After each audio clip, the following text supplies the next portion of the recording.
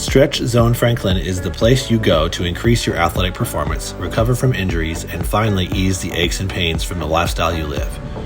We offer a free stretch and consultation so you can feel it for yourself.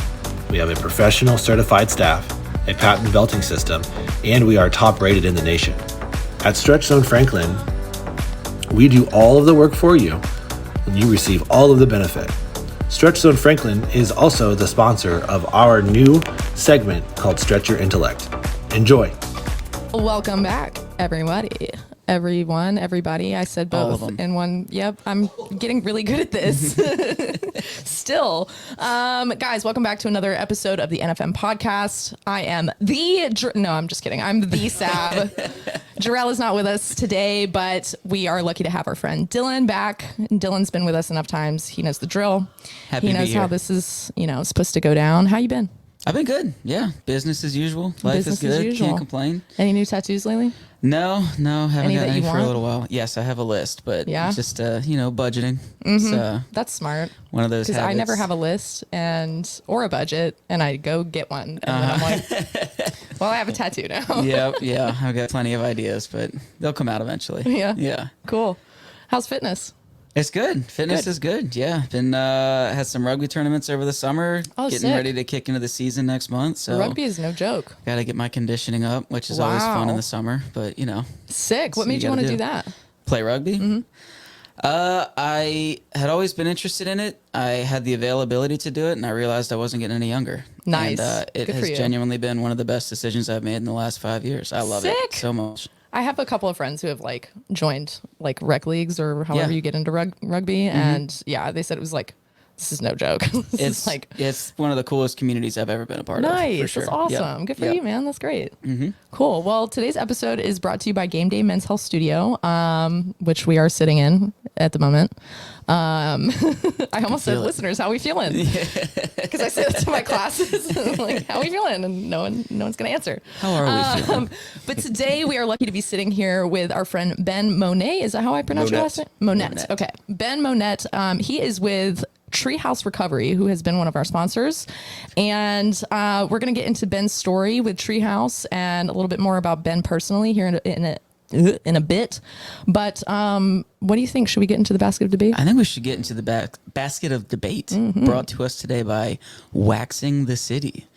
So these are questions that will hopefully prompt some debate. Terry thinks they're really funny, and we'll see if everybody else agrees. Yeah. Oh, man. The choices. Let's do this one. Ben, you want to kick us off? Yeah.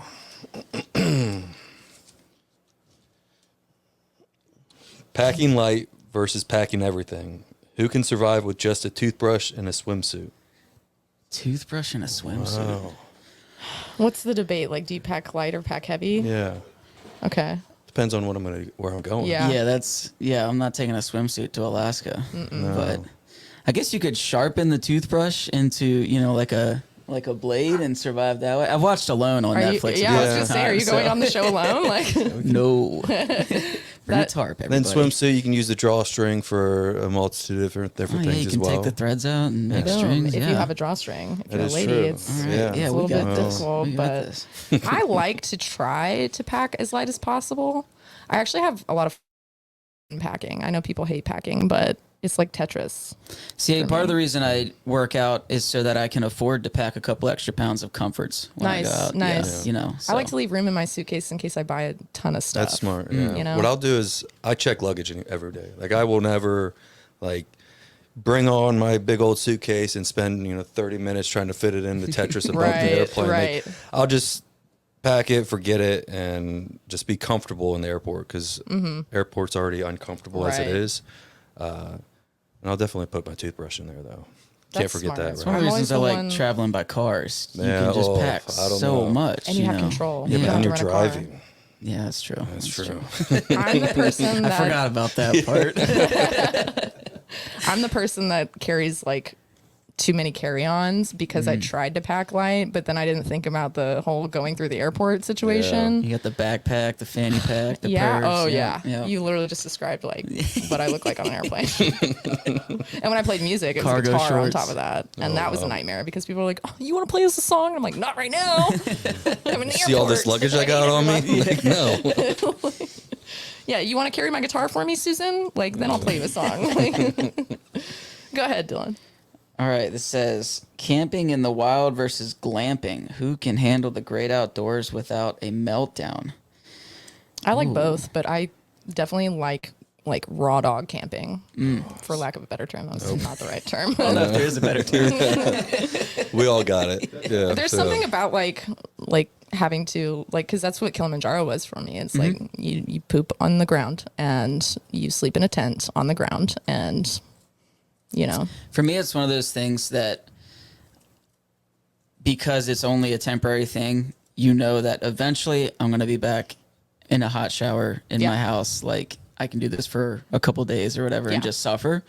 I do like car camping though. I like having all the amenities and a big jug of cold water at the end of the day is pretty solid. But And once you know my story, you'll know why I picked glamping.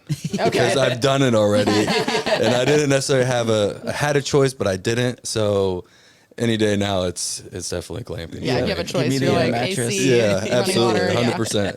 I'm done on sleeping on the ground in the cold, wet. Yeah, no, I hear you. All right, last but not least. Oh, I got the Olympic one. Should there be an age limit for Olympic competitors? Age limit? I say not. Be cool to see 80-year-olds running track. I guess they don't have any sort of a master's division, or is there a tread lightly here, like a older Hand me Olympics? another one. I want to debate. Yeah. This is not. Well, I'd like to see a 75-year-old do the breakdancing, because now that's an Olympic sport, right? That would be dope. So that would be pretty cool. I think it's Sick. Yeah. So Let's I'm go. pretty 75-year-old breakdancing. I took got my one vote. breakdancing Got lesson.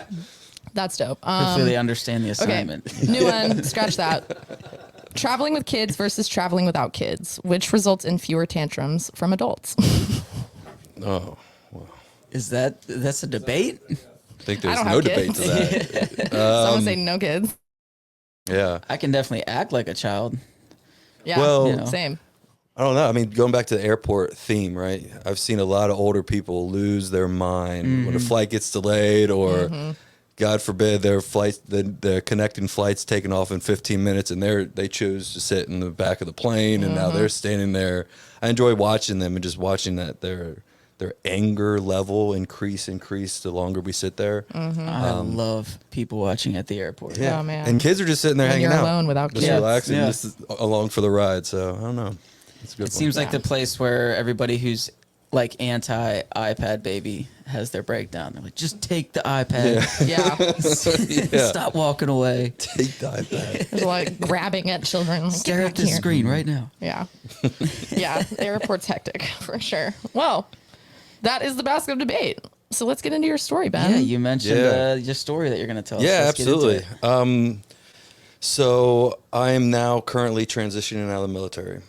So in 2008, I joined the Army, leaving the great state of Ohio. Shout out to Terry on that one.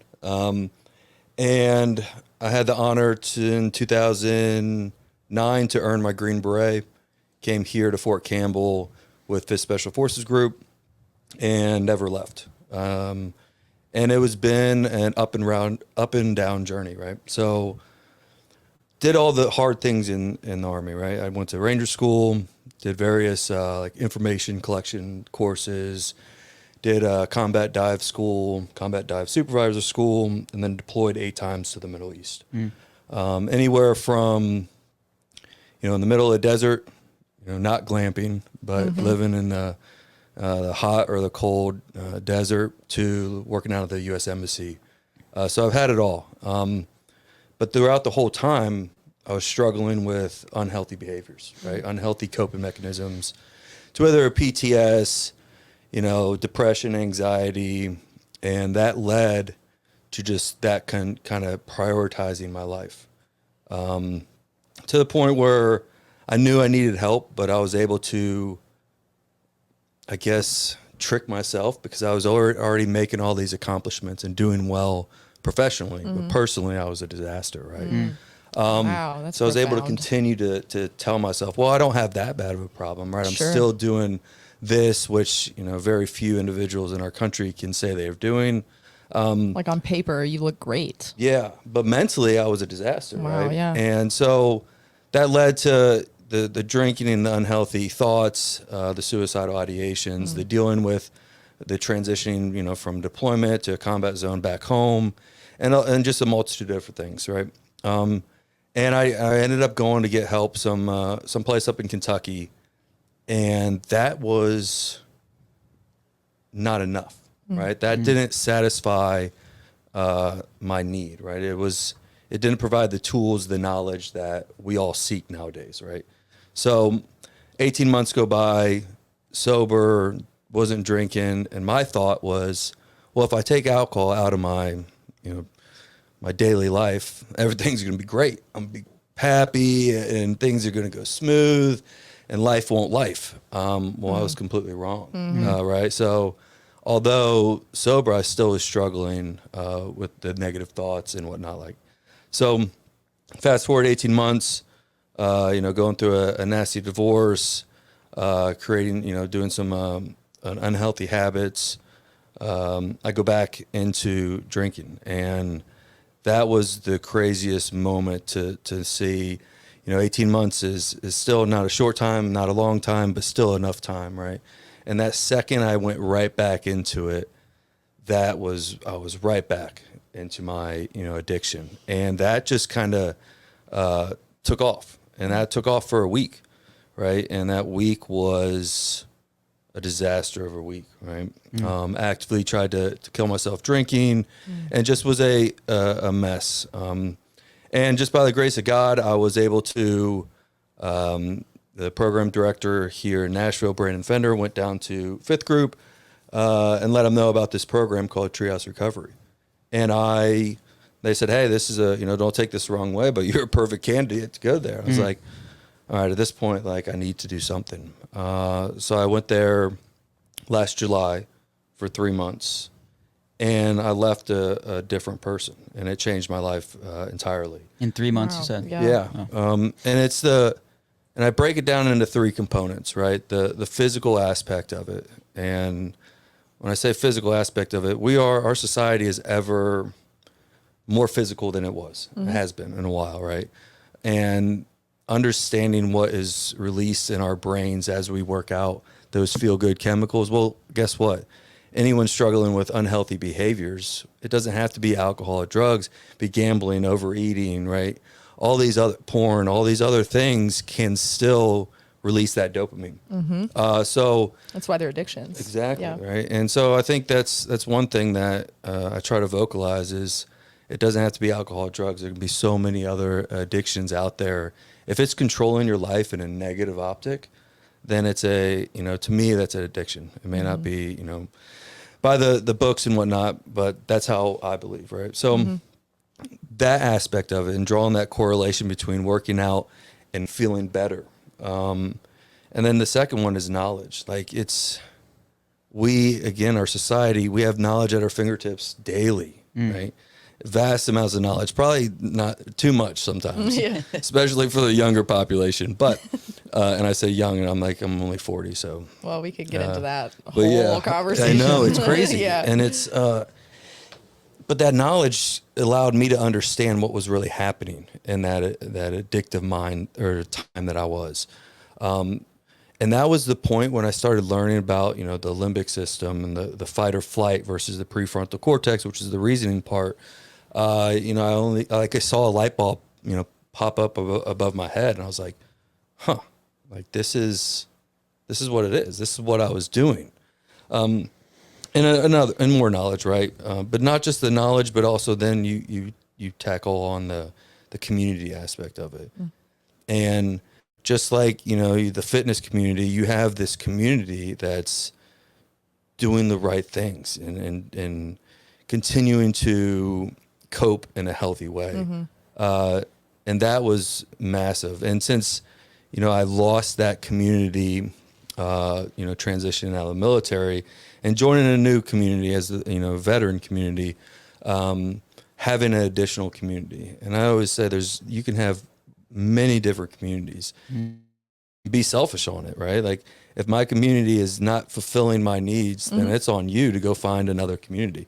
And you also have to contribute. Yeah, exactly. Be a part of the community in order to get what you need out of it. 100% agree. So moving on, fast forward a couple months, I'm now able to work for Treehouse Recovery and Business Development. Wow, that's awesome. And that is Promotion. an amazing, it's such a great time to, I always say I served a massive community, right? Our nation. And now I'm serving a smaller but just as important community, the veteran population.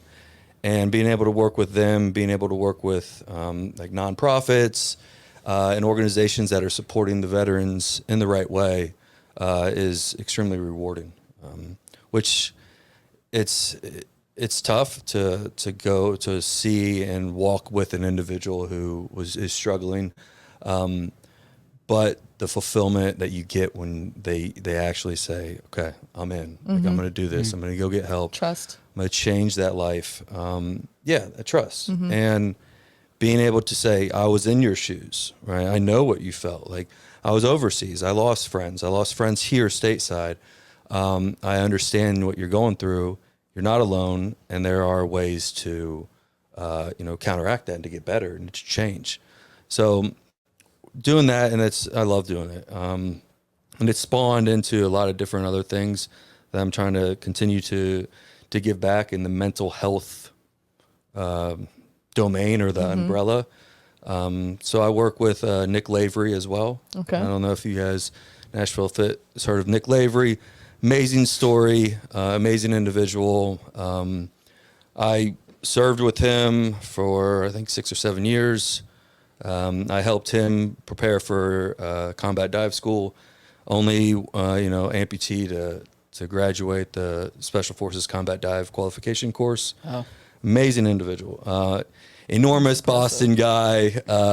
Very awesome. Doing great things for, the community. And he created this virtual community, right? It's called The Forge, and it has subject matter experts, probably about 14 of us.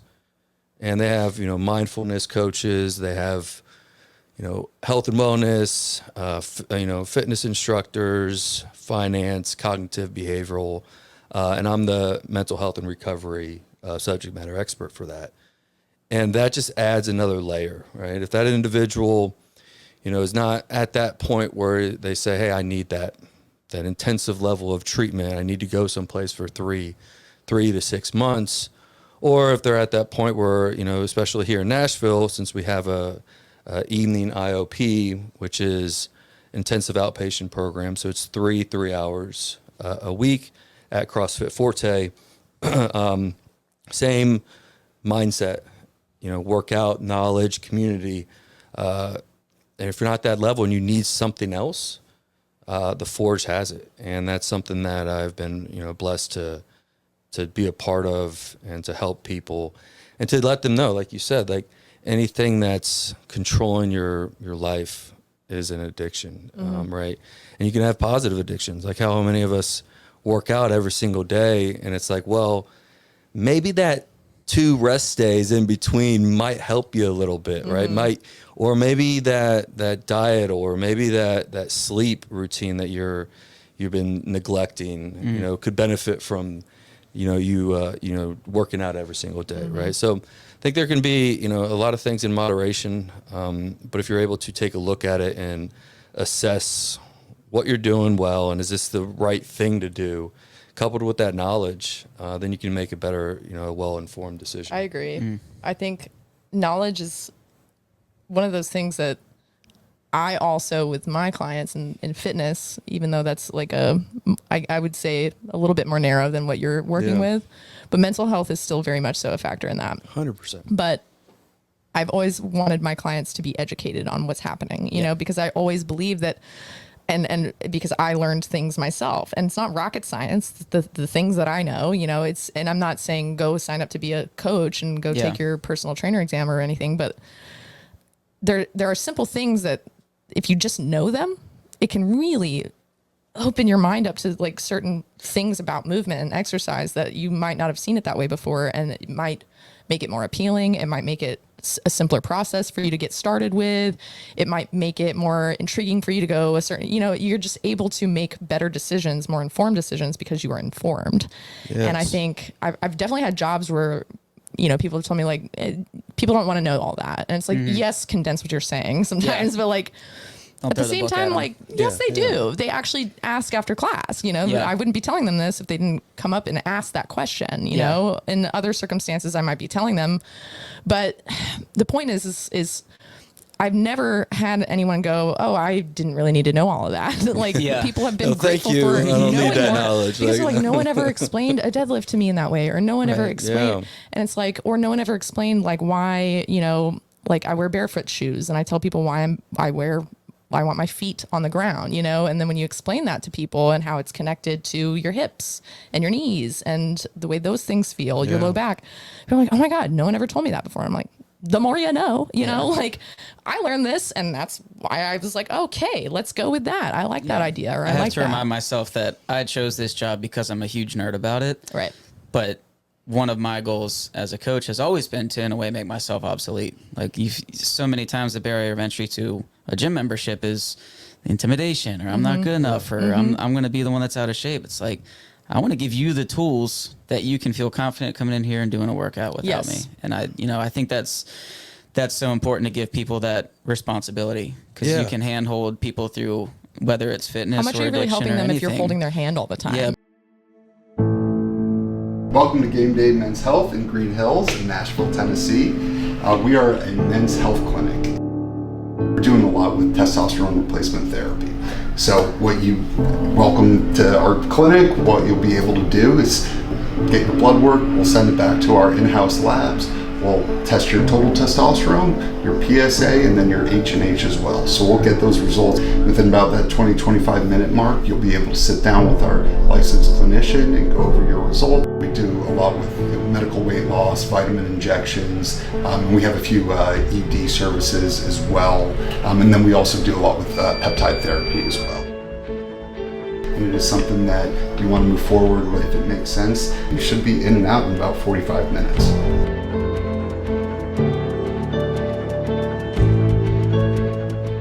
But giving them the tools to do it themselves, I think is... Because at the end of the day, like in any coaching, consulting environment, that person's going to have to do the work. Yes. Right? You can show them everything and give them all the knowledge, but at the end of the day, they're going to have to do the work. And, absolutely.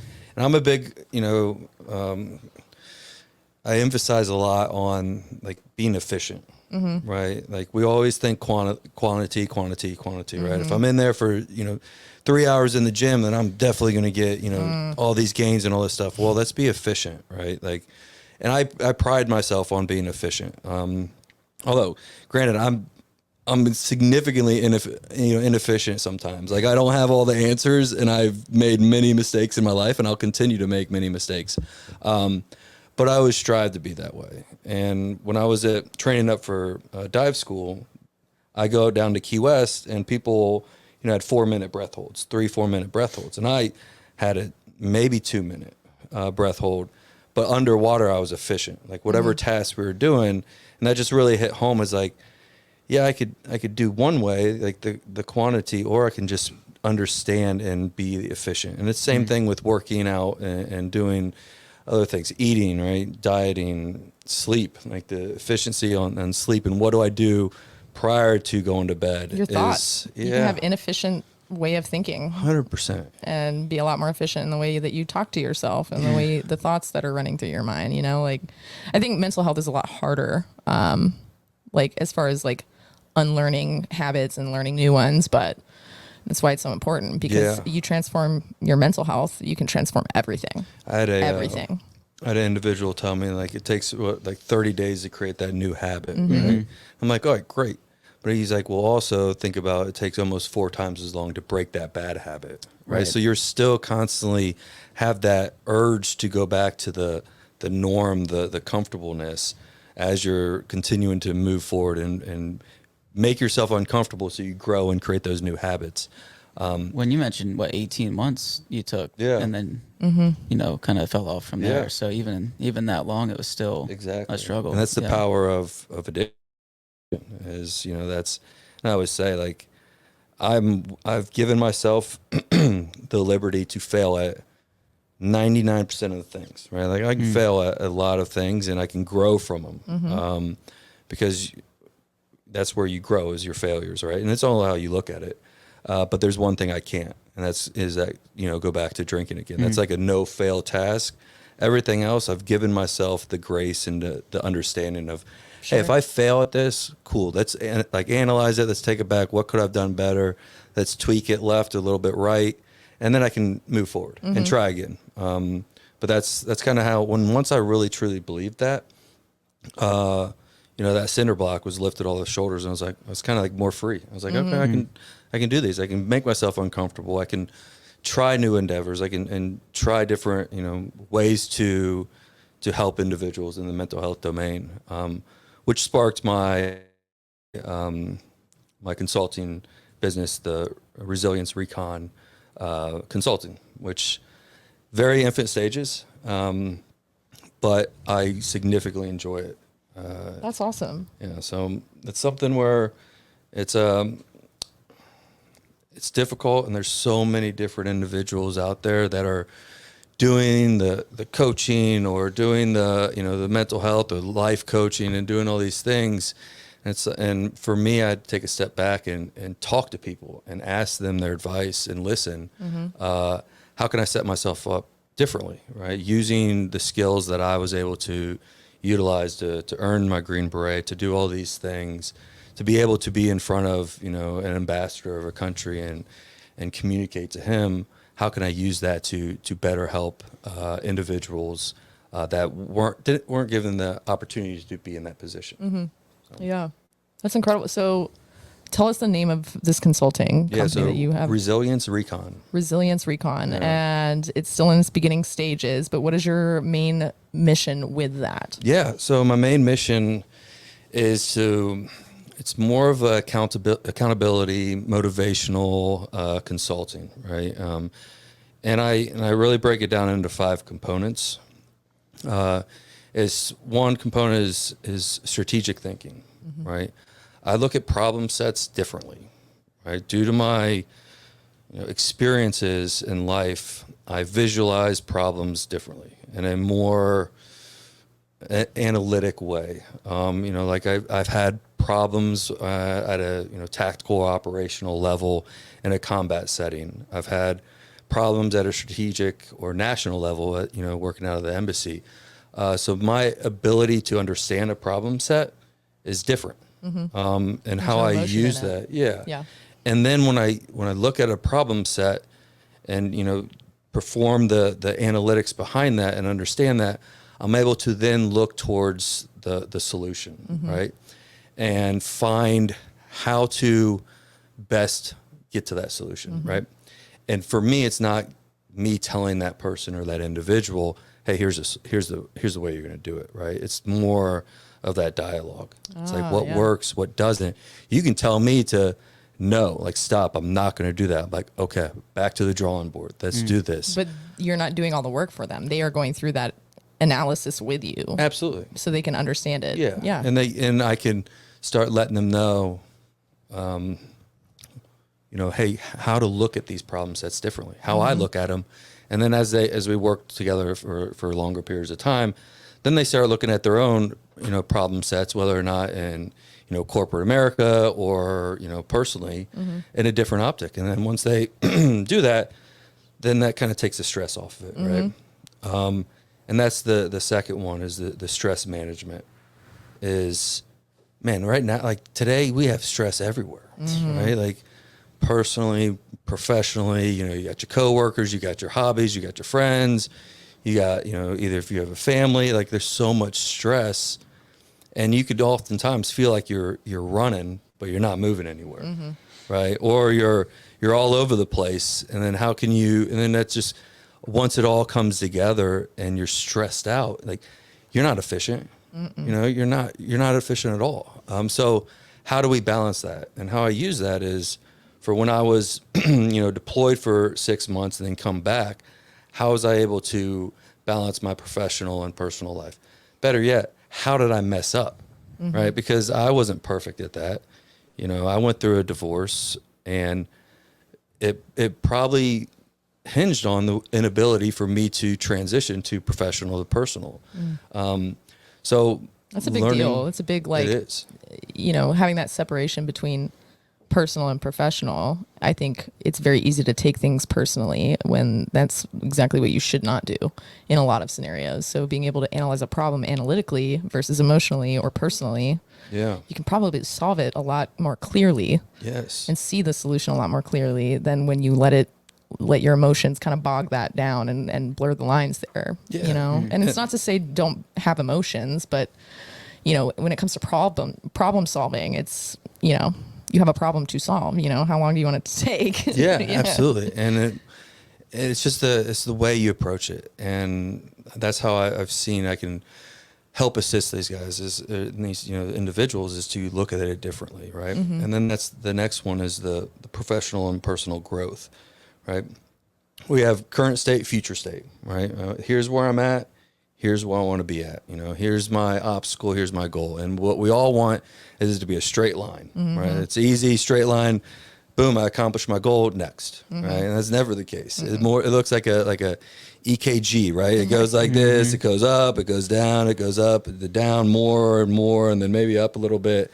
And it's like, okay, well, let's look at that. Let's break those little pieces, those ups and downs apart. Let's analyze those, because that's where the growth happens. That's where you are able to identify where you can do things better. Right. And having that second set of eyes, being able to talk through it and not have that emotions in it, right? Because I'm not living it, you are. And that's understandable. And we're all going to have emotions. I have emotions with the ups and downs for me. But it's having that extra set of, eyes and thought process to work through those. So I love that aspect where, hey, we're going to get to the future state, right? And that's the goal. But to get there, there's not a straight line. There's not going to be an easy road. And that's just life. So those are kind of like the three ones. And then moving into it is going to be... So the fourth one is going to be accountability. Yeah, right? Big one. Difficult. Like how can, I still do this to this day, right? Is how do I hold myself accountable to go to bed at 9:30 at night? How do I hold myself accountable to put my phone down away from me an hour before I go to bed? Right? There's so many urges out there. And a lot of people think, well, accountability is, someone yelling at you or saying you messed up and you did this wrong. It's like, well, no, wait a minute. That's discipline. Exactly. Let's take a step back and let's work through the accountability, right? Like let's work through that. And that's why, I feel Resilience Recon is so valuable to people here in Nashville. Because I'll go, I live in Germantown. I'll go get a little business office suite someplace, get a whiteboard, and we'll knock it out. We'll figure out where we're going, what we need to do. And each segment, we'll break it down. Like, okay, hey, we're here. That's the current state. We want to get to the future, but what about this part? Okay, how can I hold you accountable for that? Right? Here's my cell phone number. Let me know. Text me. Keep yourself accountable. Because like you said, is you're trying to work yourself out of a job, right? So when I'm teaching these individuals, hey, listen, the goal is for you to hold yourself accountable, whether or not it's at a professional setting and a personal setting. But that's where you need some assistance. Right. And guess what? Here's my assistance, and here's my dedication and determination that I will help you. I take it very seriously, and I think it's the only way you have to, and the only way you can. And the last one is navigating obstacles, and that's another difficult part is, right, how do I mitigate these obstacles, right? Oftentimes a small hurdle can turn into a massive roadblock. Yeah. Right. And it just takes a second for our brains to just start spiraling under, right? Oh my gosh, yeah. And once that is, like, for me personally, it's off to the races. Right. Like, here we go, like, grab your bag of popcorn and let's go. Yeah. But as I'm learning and as I've been able to reflect on my past experiences, it's like, how do I mitigate those? How am I able to overcome those obstacles? First, by identifying them early on so they don't snowball into something massive. And what do we do with that hurdle? How do we learn from that? Because I always say, fail once, fail again, fail better. Like, you're learning more from the failures.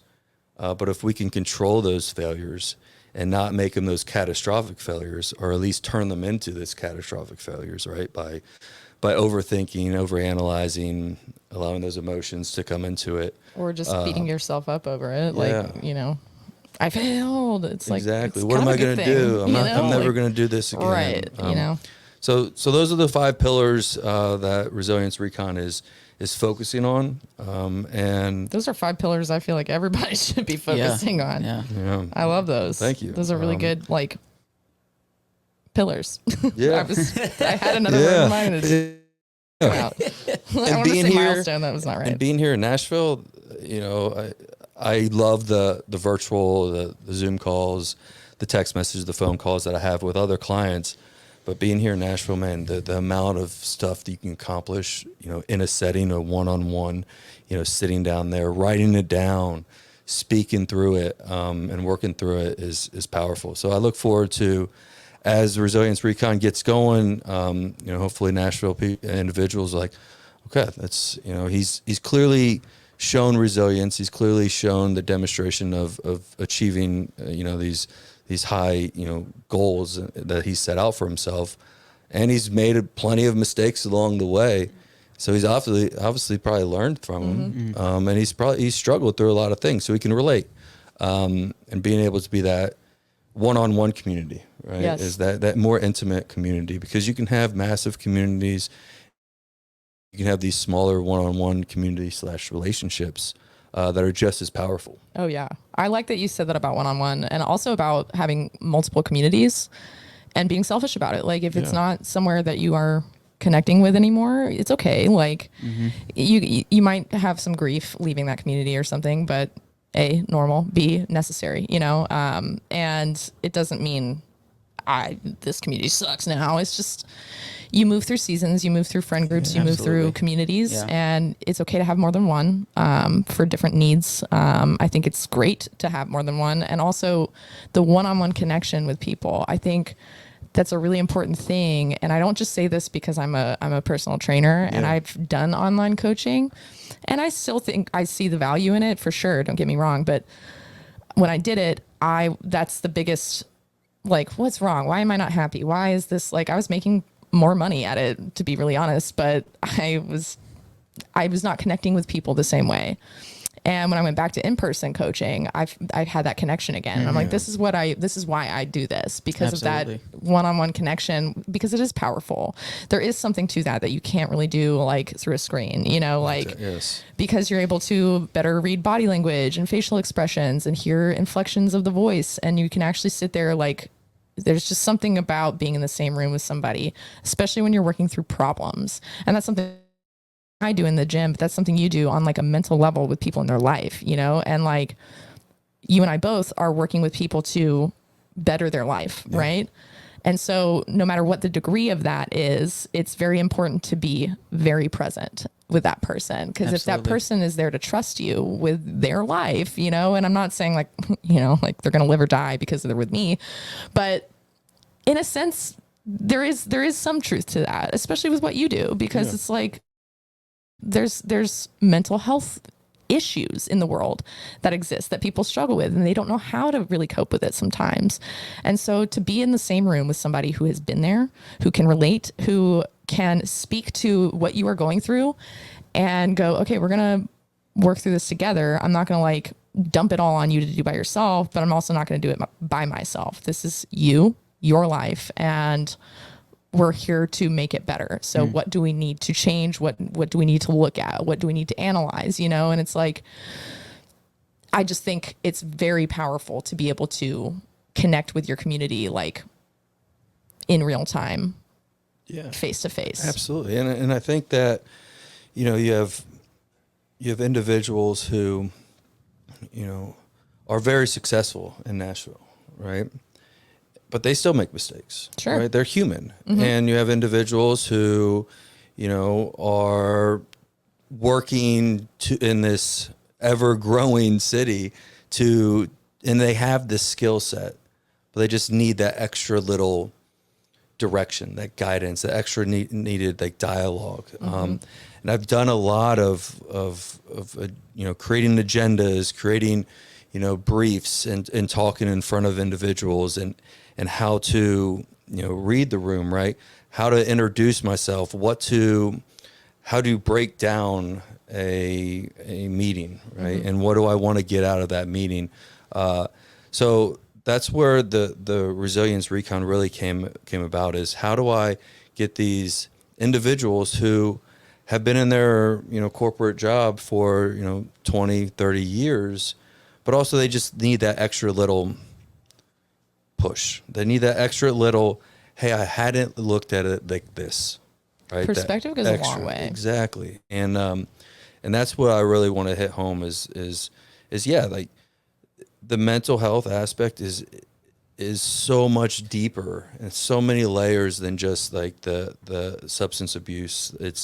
It's the, are you at home? Are you struggling in your home life, but your professional life is great? Well, guess what? I know that feeling, right?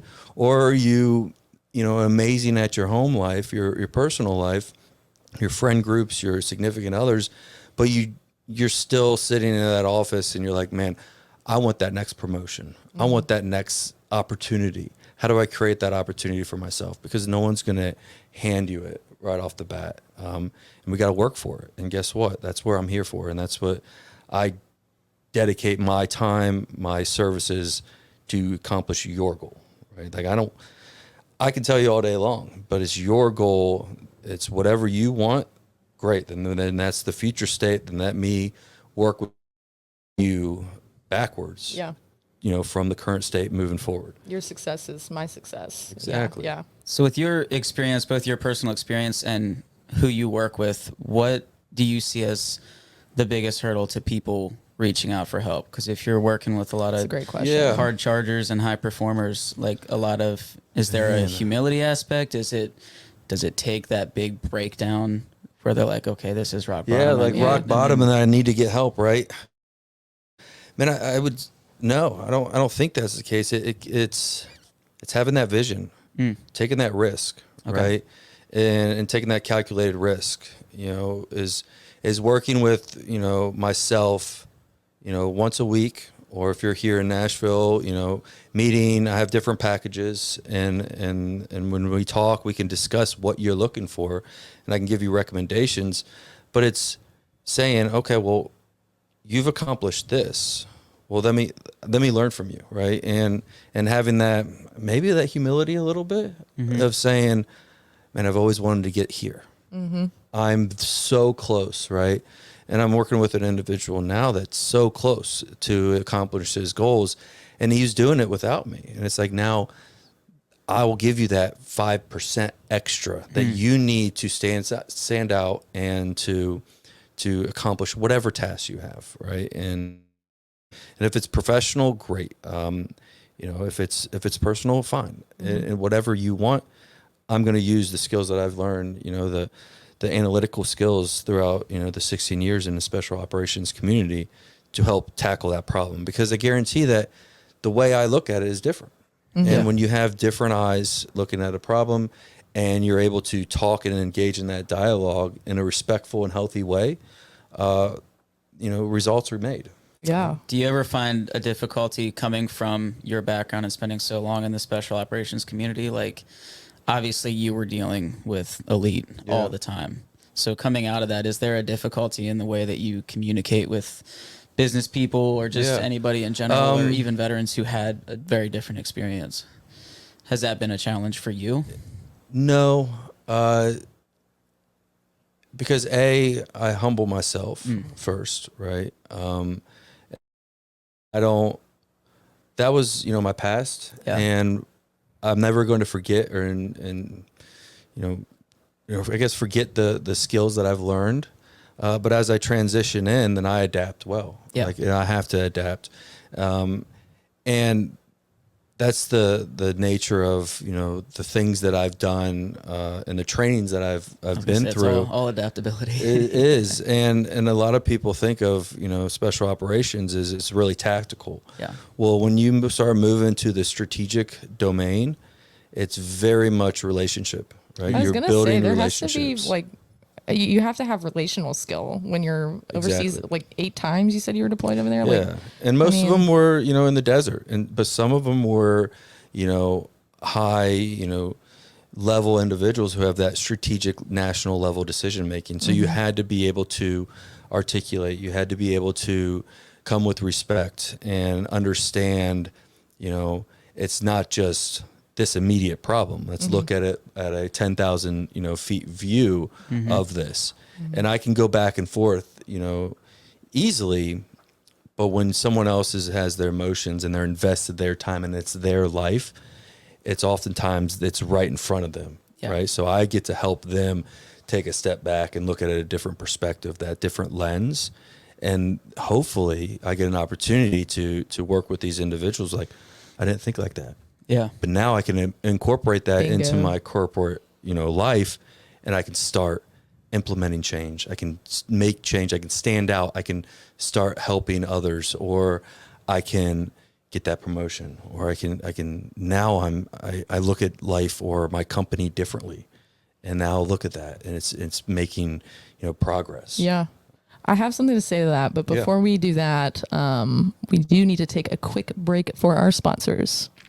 Hey there, waxing enthusiasts. Are you ready to experience the ultimate in smooth skin and pampering? Get ready to say goodbye to those pesky hairs with Wax in the City Brentwood, your new go-to for all things waxing and beyond. My name is Greg, and my wife and I recently opened our studio doors right here in Brentwood, Tennessee, and we can't wait to welcome you. Unlike those speedy wax joints, we take our time treating you like family every step of the way. Our Premier Club Orange membership is the key to unlocking a world of smoothness. Enjoy 50% off your first visit, a $25 gift card, and 20% off your monthly service of choice. But hurry, we started with 50 memberships and only 15 are left. Ready to join the club? Book now and experience the Wax in the City difference. Follow us on Instagram at Wax in the City Brentwood for all the latest updates and exclusive offers. Once again, that's Wax in the City Brentwood, where smooth skin and pampering await. And we are back with Ben Monet with Treehouse Recovery. And say the name of your new consulting business one more time. Resilience Recon Consulting. And that's what we've been talking about. And it came up for me, risk. I think when you have, well, first of all, perspective, I think that's something that, like, along the lines of therapy, along the lines of like being a coach, along the lines of, you have parents for a certain amount of time that parent you, like it's help. But I think people sometimes think of things like therapy or consulting or life coaching or, fitness coaching as like, oh, like I'm weak and I should be able to do these things on my own, or I should have this figured out by now, or, so to your question, it's kind of adding on to that. Like, I imagine people being like, well, I've, run this business, I'm a CEO of this business and I should, What are you gonna tell me my that I don't status know? should Yeah. say enough about me that I like, but my personal life, my marriage is crumbling, blah, blah, blah. And those are the things we hide and we kind of settle in. And, but I think people, when they settle, don't realize, like, actually, like, if you're not happy in that realm, you don't have to stay there. You might be successful in one area, but failing in another, and that's okay. But you don't have to, like, sit in that until it just completely disintegrates, And I think a lot of people do. And so having that perspective, and this is why I tell people, like, going to therapy is not weakness. It doesn't make you a bad person or, like stupid or weak or anything. Like, I think everyone can benefit from it because it's just another person who's not looking at it the way that you are. Yeah. You're analyzing it in a way different way because of your background, and you're able to relate to your clients but also step out of it and not be in it. And so I don't care who you are, you have emotions. And when something hits the fan in your life, it's going to cause emotions, whether you repress them or not. So especially if you're repressing them and you're not actually moving through them, then you really don't have a clear head to be able to move through that problem. And you really should be getting a different perspective, you know, and it's going to be a lot more valuable to you if you are somebody who represses your own emotions. So how would you expect to take a risk if you are not getting more perspective to make you feel confident in taking that risk? That's how I'm kind of hearing everything you're saying, is like you're putting people in a position where they're like, okay, I'm ready to move forward with that thing that I didn't realize I could move forward with or change. But now that I have somebody like by my side helping me see this way differently, like, okay, let's go, you know? Turns it from a risk to a calculated risk. Yes. Yeah. Yes. Yeah. So my question following that is, how do you know, like, if somebody comes to you and they're like, because you said several times, like, this is what you want, I'm going to help you get it. Yeah. Like, how do you know what they want is actually what they need? You know, like, do you ever like struggle to decipher, like, okay, this person's actually like, you know, we need to find something else for them to focus on? Yeah, or absolutely. Like that? And that's that dialogue and that interaction, right? Is asking those questions, those calculated questions, and being upfront and honest, right? It's like, hey, man, or listen, I don't necessarily see it that way. Or maybe you want to get there, but we have to do X, Y, Z before we get to there, right? Like, and then wording it that way and allowing them to think of it and be like, oh yeah, that's right. And once they've understood that they need to maybe take that focus and direct it to something else, right? And maybe there's a 5-meter target or a 10-meter target that you have to accomplish before you can get to that 50-meter target. Right. And it is a risk, right? And I love the calculated risk. And like, yes, it is a calculated risk. And everything that we do nowadays is some sort of calculation in there of a risk, right? It's a risk versus reward. Yes. Is it risky to sit there and do nothing, right? And to just bask in it? And I would argue that professional, personal, there are bleed overs in every aspect, right? And if you're having a hard time at home, are you being as efficient in the workplace? And or if you having a hard time at work, are you bringing it home with you, you know, to your family? So that may be that buffer, right? That may be that person to be like, okay, what can we eliminate or mitigate some of that risk, some of those challenges that you're facing in whatever domain, turn it into a calculated risk, and then figure out ways to get that. You know, to get to that part where you want to be at. But I agree. Like, yeah, do I want to drive a Bentley and have $1 million house in Nashville, which is probably pretty small nowadays? Yeah, of course.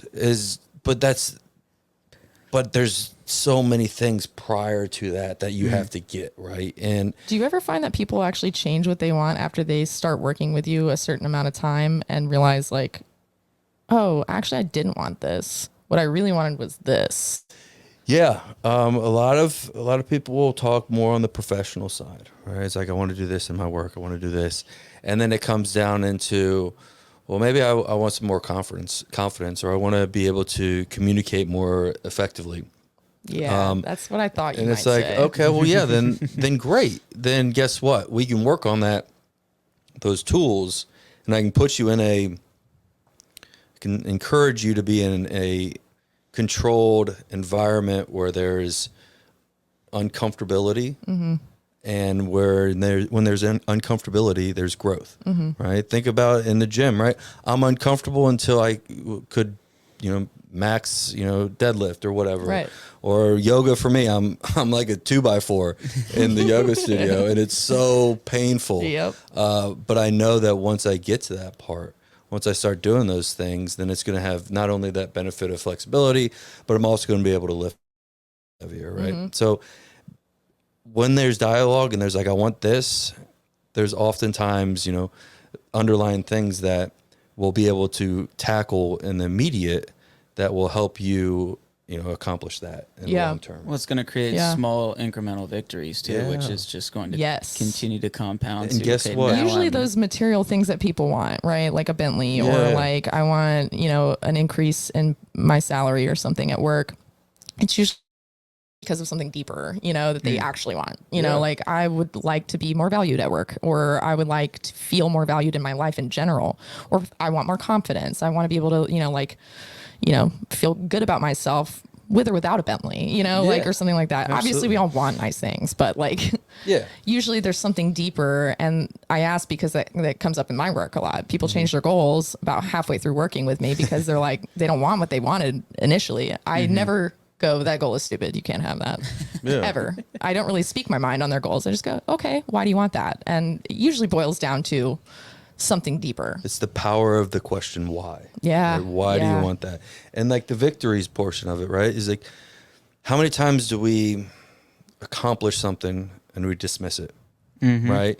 And I did that many times, like after Ranger School, I was like, okay, cool, next, right? You never really had that ability to sit there and self-reflect, like, wow, I just accomplished this, or I just put on an event. Important thing to talk about. Yes. And now that's very prevalent in today's world. Oh my too, God. right? Yeah. And then I can be like, hey, listen, like, let's stop real quick. Yeah. What you just did It's worth celebrating. Exactly. Was very monumental. It may feel like you made an inch of progress, but that's monumental, and I'm going to help you identify it, and that's and here are the reasons why, right? And hearing that from someone else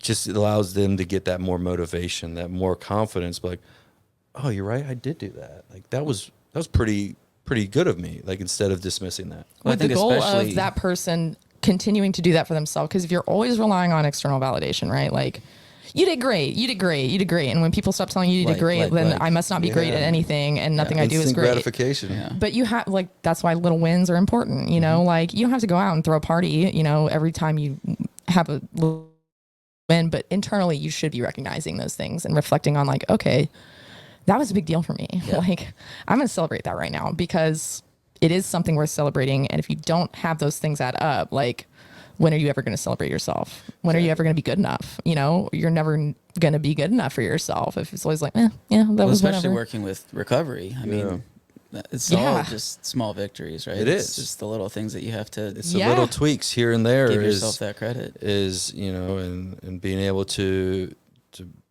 understand that there's going to be failure and there's going to be mistakes. But yeah, especially with mental health, it's very, like you have to give yourself grace when you're unlearning things and learning new habits and, growing into a new person because that's what you're doing. It's not an easy feat. Society where it's cutthroat and it's so hard, and comparison is a thief of joy, right? Like I can compare myself all day long on social media, right? To every person in the world. Exactly, and we all do, but like at the end of the day, like, why do we do that? Nobody is instant gratification. Right. And then, but if you can have someone to be like, whoa. Yeah. Here's the voice of reason here. Let's take a step back. Let's get out of your head. Let's look at this without emotions, right? This is, how does it look? Let's talk through it. Let's actually literally talk and have someone be able to, actively listen, because it's difficult to listen to understand or listen to respond, right? Right. So being in asking those questions, that's when you really dive down into the why factor of why people want certain things or want to accomplish certain things. Yeah, that's huge. Wow. Well, Ben, I feel like what you do as a consultant, it's almost like, how like different people in your life meet needs, right? Yeah. Like you have your spouse, and if you're relying on your spouse to meet every single need, you're going to have a bad time and your spouse is going to be resentful. Same with your mom, same with your sister, same with your friend, same with your anything. If people rely on me for every aspect of their life, I'm not your therapist, I'm not your mom, I'm your coach, and I can help you with a lot of things, but not all of the things. Yeah. I feel like you are somebody who meets the needs that like are important, that aren't always going to be met by everybody in your life. And you have to accept that not everybody's going to meet all of your needs. Right. But you're kind of like, okay, where are the gaps in your needs, and let's figure those out, because people don't even know how to identify that there are gaps in their needs. you know, they don't even realize they're not meeting their own needs because they're like either busy attending to others' needs, or they just don't sit and talk to themselves like that. They don't know to, they're just going about life, right? And so when you actually can identify like, oh, actually these different areas of my life, like I'm kind of like really here and really down here in this side. Like, I don't know how to, like, you're kind of going, okay, what do you need?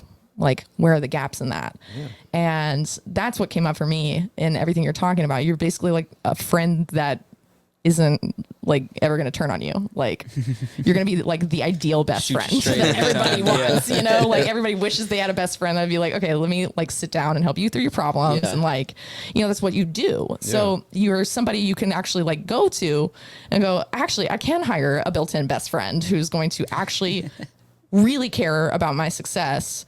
And unless I'm successful, like he's not going anywhere, you know, like, you know, and like, if I'm not successful, let's look at why, you know, and like you said, failure is almost something to look for, you know, it's like, where did I fail? And if you're analyzing that, it's like being a scientist, right? Like, why don't we all do what scientists always claim to do? They're like, I'm always questioning my own work, you know? Right? Yeah. You have to question your methods, like what's not working here. And to have somebody helping you with that is like a game changer, because then you can learn tools that work for you individually that will help you in all of those aspects. Yeah, your success is my success, right? And, and that's the thing is I get nothing out of it but the satisfaction of you being successful in whatever endeavor you have, right? That's awesome. Well, Ben, thank you so much for coming on today. We do have one more segment. That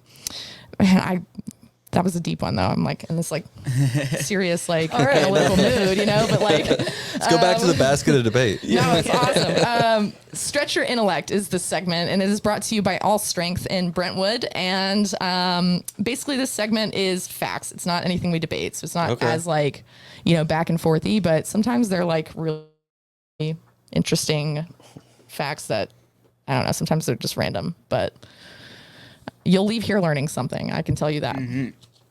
Who wants to go first? Dylan? Yeah. This is a little bit of trivia here. I like it. I know. So Nashville is famous for its hot chicken. And the legend goes that hot chicken was invented by accident in the 1930s by a scorned lover trying to get revenge on her unfaithful partner by making the chicken unbearably spicy. He actually loved it. And now we have hot chicken. The revenge backfired. Yeah, I know, right? That's hilarious. Really? Is that true? That would have worked on me, man. I actually didn't know that. I can't even handle the medium. I know. I can't handle the hot chicken. I was like, no, I will say been out. I have friends coming to visit. They're like, let's do it. I'm like, you have fun. Yeah, man. have fun. Eat that. I'm not touching that. Oh, I think, okay. I'm not going to say that. Yeah. Getting better at it. Go ahead, Ben. All right. Civil rights movement. Nashville played a crucial role in the civil rights movement. The Nashville student movement, which included students from local colleges, organized sit-ins and nonviolent protests that led to the desegregation of the civil launch counters in 1960. Cities launch counters in 1960. Words are hard sometimes. Mm-hmm. I relate. Well, cool. Okay, last one. Full-scale Parthenon replica, which is in Centennial. Continuing with the Athens of the South theme. Continuing. That's what Nashville's called. Really? Aren't you from here? Yeah. Let's not talk about it. She's learning so much. I am. Nashville houses a full-scale replica of the Parthenon, complete with a 42-foot statue of Athena. This impressive structure is located in Centennial Park and serves as Nashville's art museum. Wonderful. She's beautiful. Hashtag facts. Mic drop. Yeah. Well, cool. Now you guys know a little bit more about Nashville. Ben, we always like to kind of close our episode with letting our guests kind of leave our listeners with anything that you feel like our listeners should know. Yeah. So. Let's say, so, like, and whatever you're struggling with, right? Like, you're not alone, right? And don't think that you can handle anything that you're facing by yourself. Right? There's people out there that care. There's organizations out there that care to help you and to walk alongside you. Don't get me wrong, you're going to have to do work, and it's going to be difficult at times, but it's going to be worth it at the end of the day. It's perfect. Thank you. Well said. Thank you very much. And that concludes another episode of the NFM Nashville Fit Magazine podcast. Thank you so much for joining us, you guys, and we will catch you next time. Hey, I'm Carol. And I'm Lauren. And we're the owners of All Strength Nashville. All Strength is a private, female-owned and operated fitness studio with a focus on overall strength and longevity of health. Our approach to training is rooted in current evidence-based research that encourages consistency and sustainability for an overall well-balanced lifestyle. We're redefining modern fitness by focusing on the science behind long-term health and wellness rather than quick fixes and cookie-cutter programs. We offer full-body strength training in the form of group classes and one-on-one, 6 days a week, Monday through Saturday. No matter where you're at on your journey, we can help you find your fitness. You can follow us on Instagram at All Strength Nashville, and while you're there, DM us to book your first class. So if you're ready, Rediscover yourself and redefine your fitness at All Strength Nashville.